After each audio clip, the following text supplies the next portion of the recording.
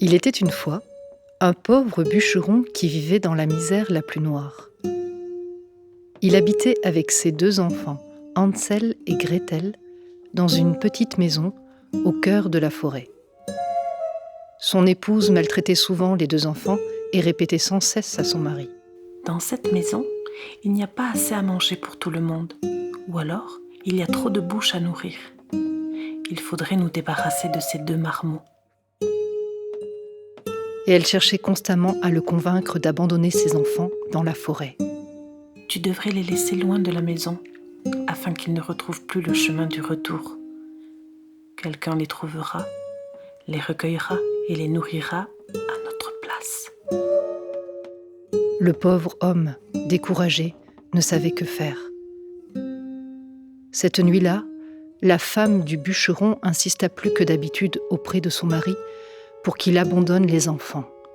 Et à l'aube, tous partirent vers le bois.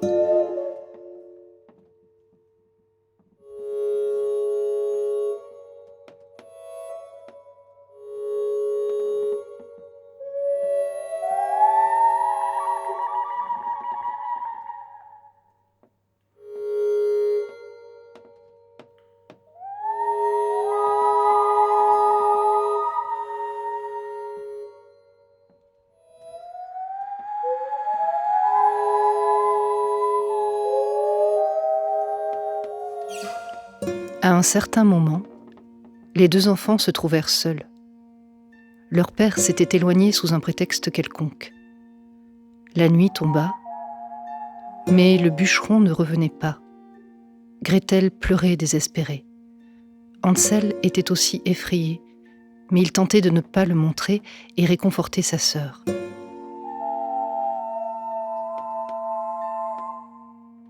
Il lui promit de la ramener à leur maison, même si leur père ne revenait pas les chercher. Mais il tremblait lui aussi, devant les ombres effrayantes et les yeux menaçants qui brillaient dans l'obscurité. Les 2 enfants restèrent toute la nuit au pied d'un gros arbre, serrés l'un contre l'autre pour se réchauffer. Lorsque l'aube commença à pointer, ils partirent dans le bois à la recherche d'un sentier. Mais ils durent se rendre à l'évidence, ils étaient perdus.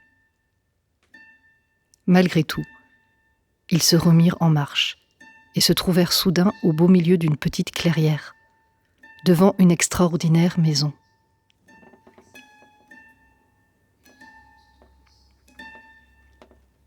Quand ils s'en furent approchés tout près, ils virent qu'elle était faite de pain et recouverte de gâteaux. Les fenêtres étaient en sucre. Hansel grimpa sur le toit et en arracha un petit morceau pour goûter. Gretel se mit à lécher les carreaux. On entendit alors une voix suave qui venait de la chambre.